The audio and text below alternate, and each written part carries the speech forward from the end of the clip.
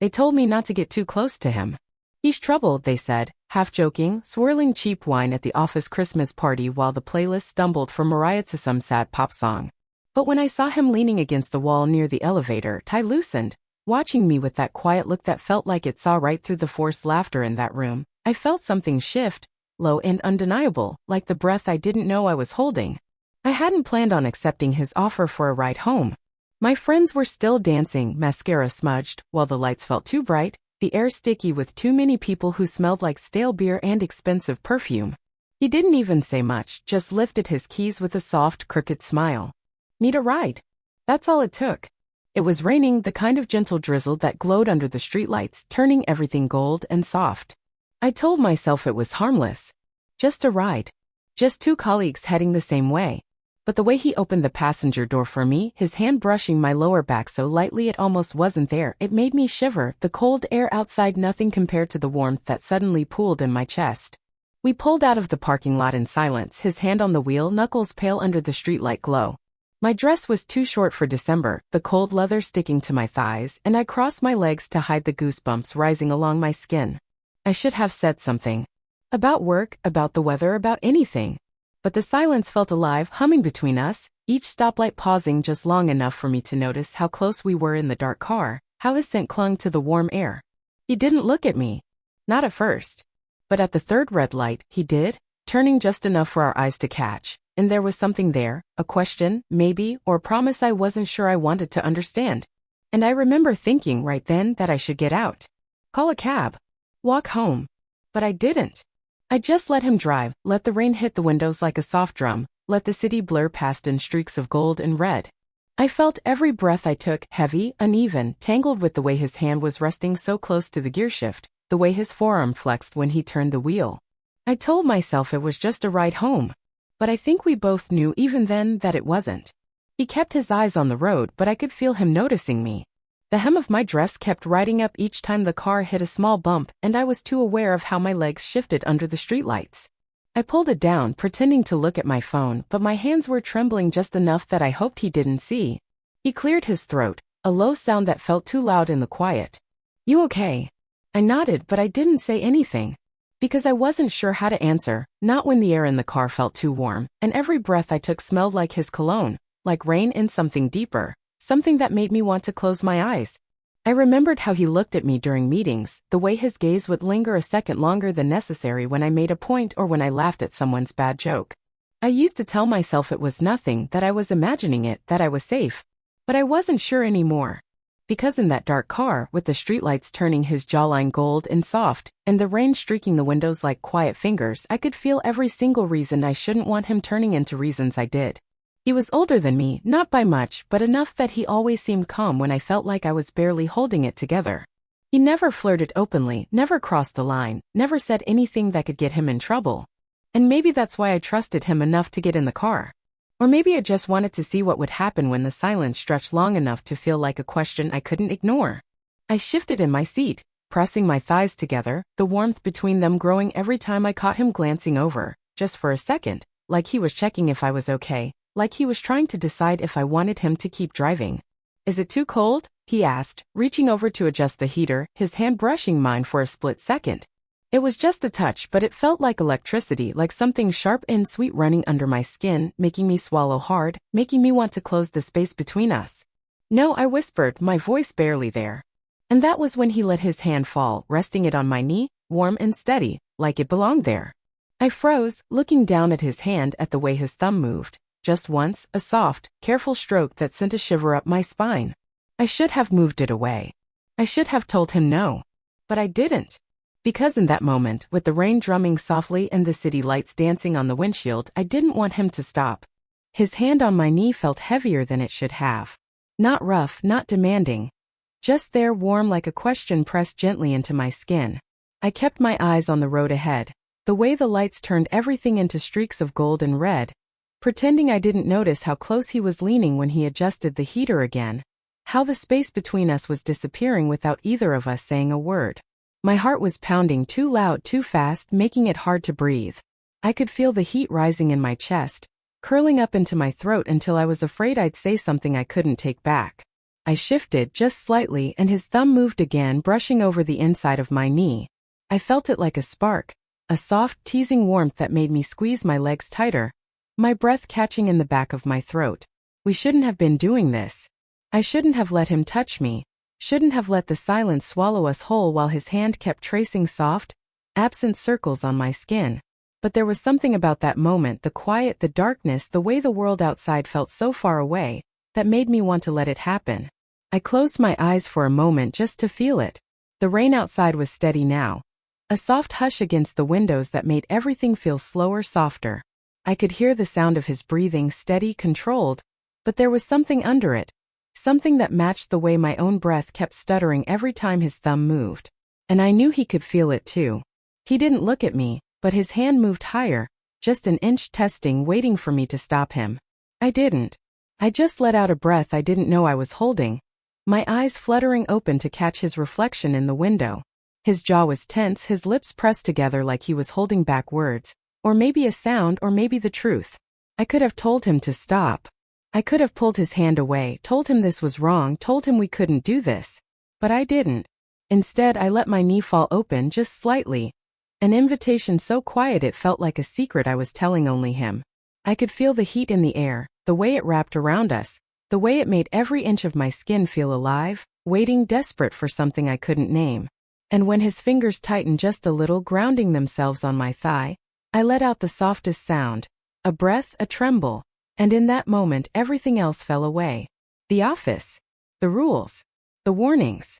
All I could feel was the way his hand felt on my skin, the way the heat was building, the way the tension was so thick I could taste it. And for the first time that night, I let myself admit how badly I wanted him to cross that line. We were still driving, but it felt like we weren't moving at all. Every streetlight turned his face gold for a second before leaving us in darkness again.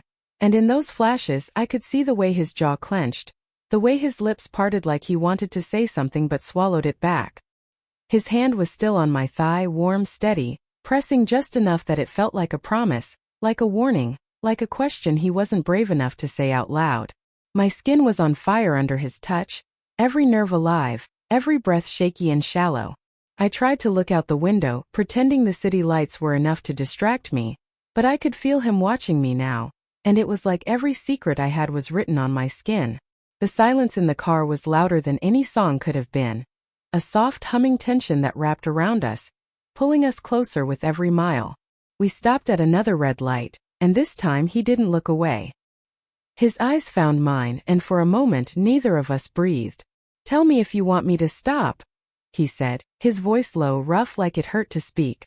I opened my mouth, but nothing came out, because I didn't want him to stop, and we both knew it. I let out a breath, and that was answer enough.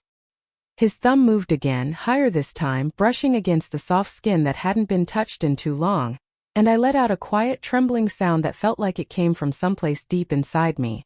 I turned my head, looking at him, really looking, and he was looking at me like he was starving, like he was waiting for permission to let himself fall into this moment. The light turned green, but we didn't move. Cars behind us honked, but it was like we were underwater, the sound muffled far away. And then slowly he leaned closer. It wasn't a kiss, not yet. It was just the soft brush of his forehead against mine, the warmth of his breath against my lips, the shared shaky breathing that felt like we were holding each other up with nothing but air. I closed my eyes, and his hand slid a little higher, careful but hungry, his fingers pressing into my skin like he was memorizing the shape of me. I could feel my heart pounding so hard I thought he might hear it, might feel it in the space between us, might understand how badly I was trying to hold myself together. His nose brushed against mine, soft, testing, and I felt a soft whimper slip from my lips before I could stop it. And that was it. That was the moment the line we weren't supposed to cross disappeared. Because in that quiet, rain-washed car, with the lights turning green and gold and red again, I tilted my chin up, just a little, and let him close the space between us. The first brush of his lips was so soft it didn't feel real.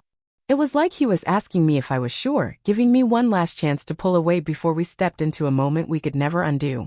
But I didn't pull away. I couldn't.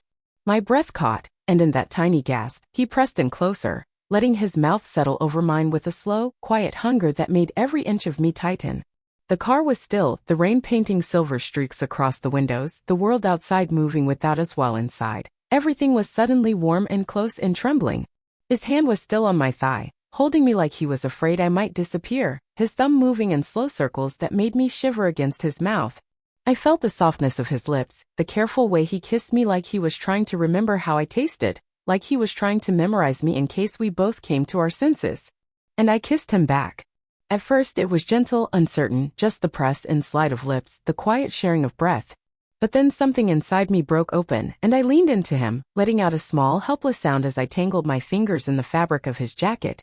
His other hand came up to my face, warm and steady, cupping my cheek as his thumb traced along my jaw, tilting me to him, deepening the kiss just enough that I felt my whole body melt into the moment. I could taste the rain on his lips, could feel the heat of him in the small space between us, could hear the quiet, ragged breaths we both took when we pulled away just for a second, only to find each other again. Every nerve in my body felt alive, awake, like it was reaching for him, like it had been waiting for this moment without me even realizing it. My chest was tight, my breath uneven, and the warmth pooling low in my belly made me press my thighs together, trying to quiet the ache that was building with every second his mouth moved against mine. He pulled back, just enough to rest his forehead against mine, both of us breathing hard, our eyes closed as we tried to steady ourselves. "This is crazy," he whispered, his voice rough, shaking like he was fighting himself even as his thumb traced my bottom lip. "I know," I whispered back, my lips brushing against his thumb, my eyes fluttering open to find his, dark and soft and full of the same fear and hunger I felt inside me. His hand moved from my face back to my thigh, fingers pressing into my skin, grounding me in the moment, reminding me that this was happening, that we were here, that we were crossing that line and there was no going back. And in that soft, trembling space between breaths, I realized that I didn't want to go back. Because for the first time in a long time I felt wanted, seen, touched in a way that wasn't just physical but something deeper, something that made the world outside the car feel like a different universe. And I let myself want him. He didn't start the car again. The world outside kept moving, but inside it was just us, breathing in the warmth of each other, the air thick with everything we weren't saying. His hand slid higher on my thigh, slow, careful, like he was waiting for me to stop him. My breath caught, my body leaning into his touch before my mind could think of reasons to pull away. "I've wanted to do that for a long time," he whispered, his forehead still pressed to mine, his breath warm against my lips. My eyes fluttered open, finding his, soft and dark and searching. "Then why didn't you?" I whispered back, the words trembling, small but too honest to hide. His thumb brushed along the inside of my thigh, making me shiver, a soft gasp slipping from my lips as my body answered before I could. "Because I didn't think you wanted me to," he said, his voice rough, low, a confession that felt like it cost him something. I let out a shaky breath, my hand sliding over his, pressing it closer, grounding myself in the weight of him, in the warmth of his skin against mine. "I shouldn't," I whispered, but my body was already betraying me, leaning closer, pressing my lips to his again, softer this time, slower, tasting the moment like I was afraid it would disappear. His other hand moved to the back of my neck, fingers threading into my hair, pulling me closer as he kissed me deeper, letting the silence fill with soft, unsteady breaths, with the quiet sounds of need we both tried to swallow down. The car felt too small, too warm, the windows fogging up as the rain kept falling outside, making the world feel soft, hidden, like we were the only two people who existed in that moment. When he pulled back, just enough to look at me, I saw the way his eyes traced over my face, stopping at my lips, my cheeks, my eyes, like he was memorizing me, like he needed to. "I don't want to mess this up," he said, his thumb brushing along my jaw, his forehead pressing back against mine. "I know," I whispered, closing my eyes, letting myself feel the way his touch made every inch of me tighten, made my heart pound so loud I was sure he could hear it. "But I can't stop wanting you," he said, and it was like something inside me cracked open, a soft, aching warmth spreading through me, making me lean into him, pressing my lips to his again, letting the kiss tell him the truth I was too afraid to say. Because I wanted him too.